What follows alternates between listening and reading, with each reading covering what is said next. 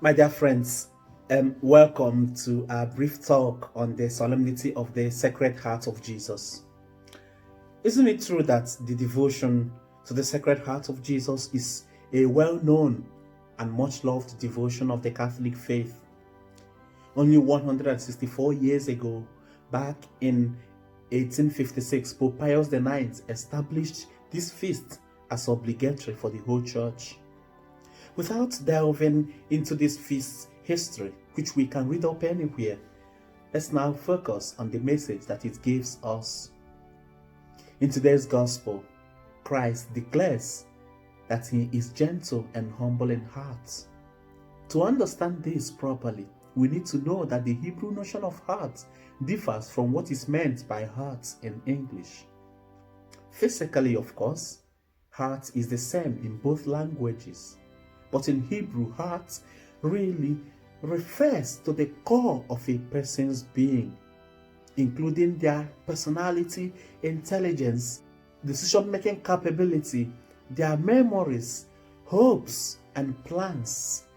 In Hebrew, the heart is where man meets God, and of course, the ultimate encounter with God is in the human heart of the Son of God, our Lord Jesus Christ. The sacred and sacrificial heart of Jesus endured suffering far beyond the comprehension of the human mind as a direct result of his overwhelming love for our poor humanity. Within the Sacred Heart of Jesus lies the remedy as regards what we should do whenever the love we express rebounds and causes us pain. In such instances, the virtues of gentleness and humility help the human heart to bear suffering. Because of his gentle and humble heart, our Lord understands our pain only too well and invites us to come to him whenever we feel overburdened. Come to me, all you who labor and are overburdened, and I will give you rest. Shoulder my yoke and learn from me, for I am gentle and humble of heart. The yoke of Christ is easy, his burden is light. The yoke refers to a wooden collar or beam fitted over the neck and shoulders in order to carry a couple of equally heavy items effectively. It is very important that a yoke be fitted properly to prevent blisters or rubbing the flesh raw.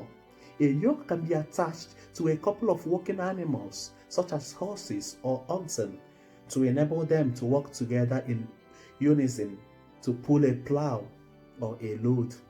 The yoke helps to distribute the weight of the burden or the resistance of the earth between them and to make the work easier and less stressful for them than it would be if they had to do it without the support and discipline of the yoke. By extension, the yoke can be said to apply to our life as Christians and to the tasks, the burdens, and the resistance we encounter in life. This yoke of Christ doesn't only make the burden easy, it is also well-fitting, bearable, and manageable. Christ is saying that his yoke, life, and task can be fitted to each individual person if only they will agree to take it on. So we can say that the Christian life is fitted personally to each one of us. Christ's demand that our love for others be sacrificial is never on the level of something we cannot manage to bear. He does not lay on our shoulders burdens that are too heavy for us to bear. To bear the burdens of life, we should have the humility to be yoked to the Christ and to cast all our anxieties on God because he cares for us. Finding the rest to which Christ invites us is conditional upon our acceptance of being yoked to Christ. And what does that involve? The yoke involves our total investment in loving God. This is the love of God, to obey his commands. In this love is the victory that has overcome the world.